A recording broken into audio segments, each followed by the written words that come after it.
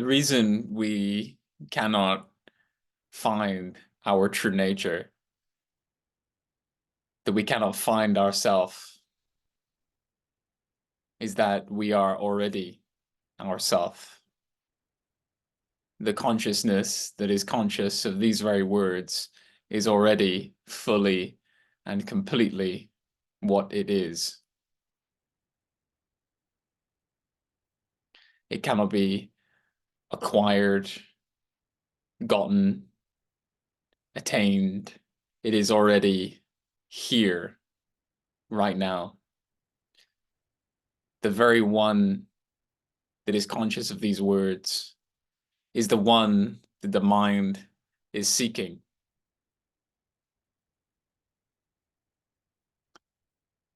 The thought of a seeker is appearing within the very presence of consciousness that the seeker is seeking. Just as this hand could represent the seeker identity, and the screen is the presence of consciousness, our true nature. However much the seeker moves, it can never find the screen because the hand is looking for an object within the content of the image.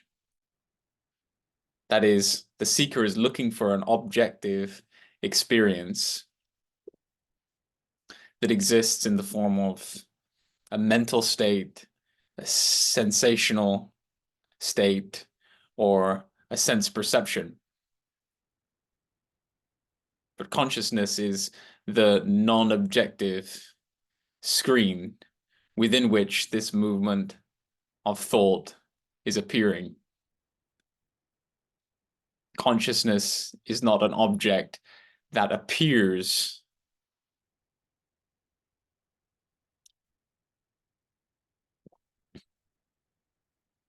Consciousness is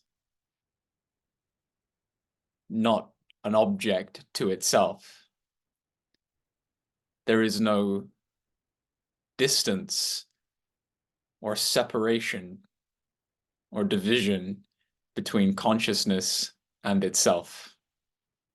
There is no subject-object relationship there for consciousness to know itself in objective terms, for it to know itself as an object. So the thought or the personal identity, which is composed of the imagination,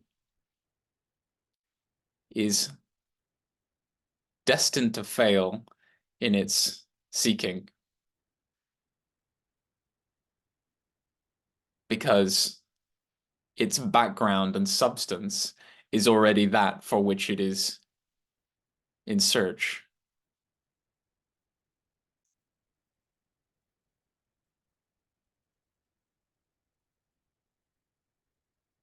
So what happens to the seeker identity at the moment we might call enlightenment or spiritual awakening or recognizing our true nature?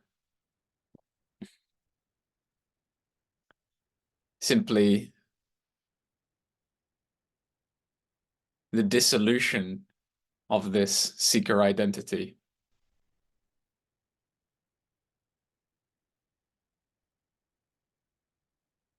And its associated belief system that it is who we are.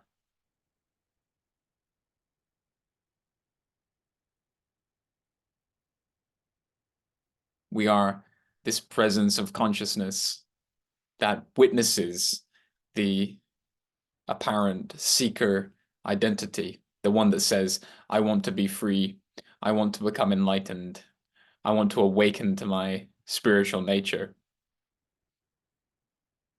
That presence of consciousness is already free. It is not limited to the content of the mind. It does not need to awaken. It It is already fully awake to itself. But that awakeness to itself is not an objective experience. Its knowing of itself, its consciousness of itself.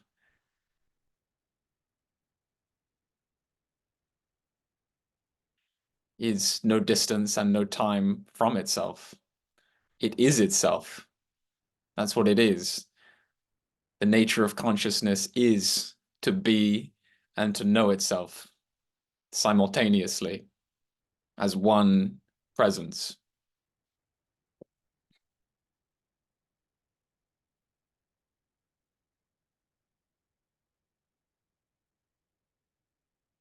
So how to recognize this if it seems we are a seeker, a person on a journey to enlightenment or awakening? We can just ask ourselves, who or what is conscious of this idea of myself as a seeker? What is that presence which is here prior to the appearance of that seeker identity? And is that presence longing or seeking?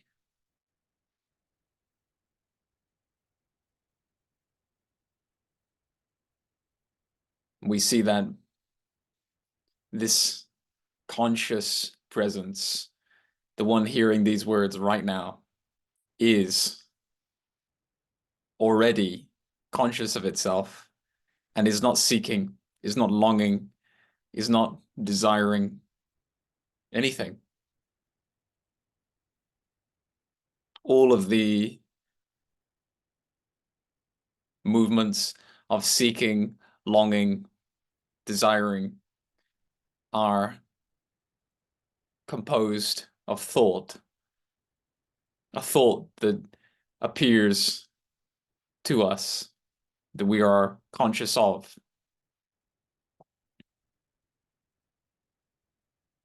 But that is not a definition of ourself, this consciousness.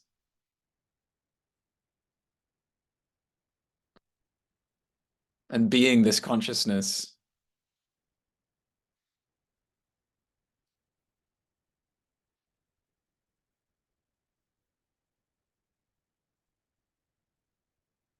is what we essentially, irreducibly are. We are not the one who is seeking. We are not the one that is longing. For we are real. And thoughts of a seeker are imaginary. We are not made of thoughts or made of the imagination. We are this consciousness made of reality. We are reality.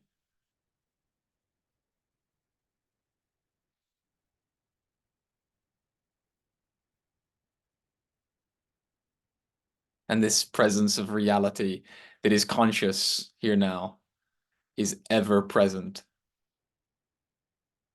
The seeker identity comes and goes. It is not what we essentially are. It is only a thought. And all the attendant psychological suffering that is linked to this seeker identity is likewise imaginary.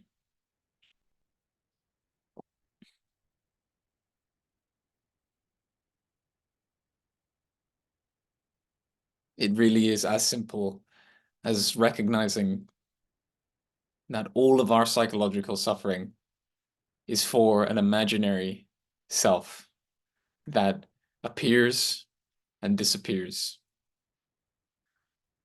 within the conscious presence of reality that we are.